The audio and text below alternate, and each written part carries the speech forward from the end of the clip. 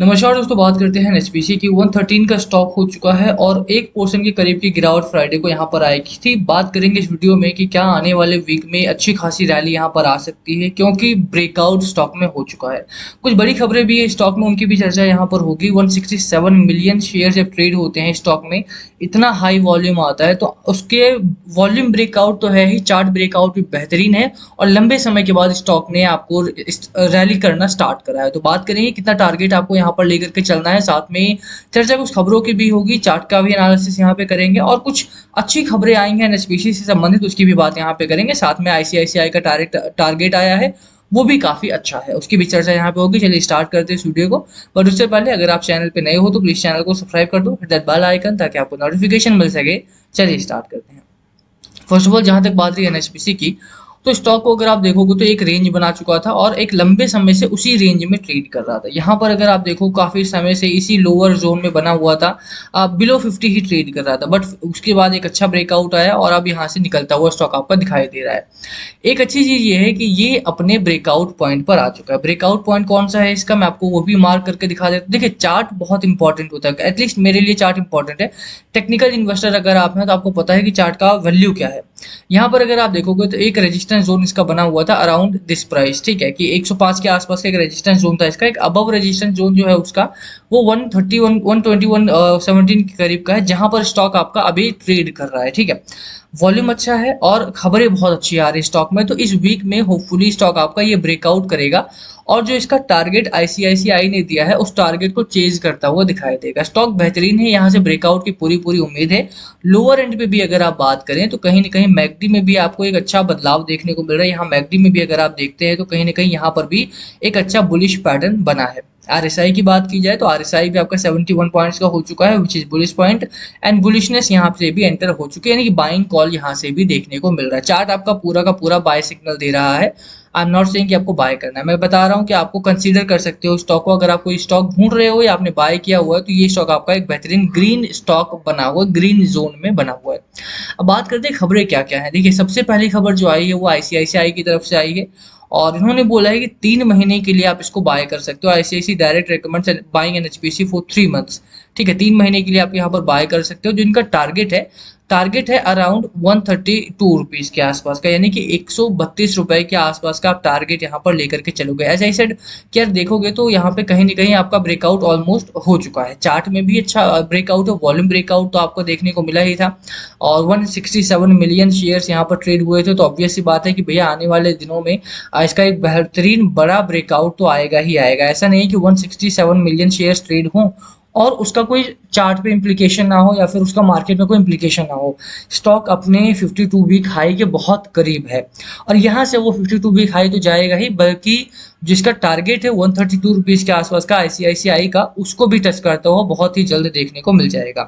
अब बात करें, देखिए प्रॉब्लम कहाँ पर है इस स्टॉक में। अगर आप देखेंगे तो कहीं ना कहीं 111 115 के करीब का एक रेजिस्टेंस है, एक बाइंग जोन है। Buying zone in the sense, जैसा आई सेड कि यार यहाँ पे ये जो जोन आपका बना हुआ है ये आपका बाइंग जोन है। इसी जोन के बीच में अगर स्टॉक आपका है तो ये बाइंग जोन है और यहाँ से जैसे ही ब्रेकआउट करेगा 132 तक के लेवल्स आपको देखने को मिलेंगे और ब्रेकआउट के लिए ये बाइंग जोन बहुत इंपॉर्टेंट है। जितना ज्यादा वॉल्यूम यहाँ पर एक्यूमुलेट होगा उतना फास्ट यहाँ से ब्रेकआउट होगा और उतना ही आगे तक जाएगा। 132 इसका फर्स्ट या लास्ट टारगेट नहीं है, वो फर्स्ट टारगेट है इसका, ठीक है।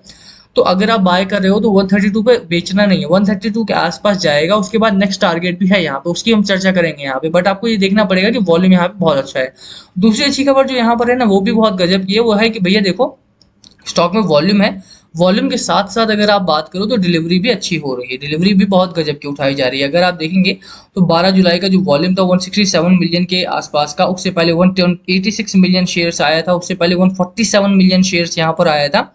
बट डिलीवरी कितनी है, 32% की बेहतरीन डिलीवरी है यहाँ पे। हालांकि डिलीवरी इससे बेहतर हो सकती है, बट अभी भी अगर आप देखेंगे तो मार्केट में एफआईआई थोड़ा सा बच के खरीदारी कर रहे हैं। एफआईआई थोड़ा सा दूर है मार्केट से, एफआईआई भी और डीआईआई भी, यहाँ पे बहुत ज़्यादा हैवी खरीदारी नहीं हो रही है। तो 31-32% के आसपास की डिलीवरी है, और रोलिंग वीक डिलीवरी अगर आप देखोगे तो 32% के आसपास की है।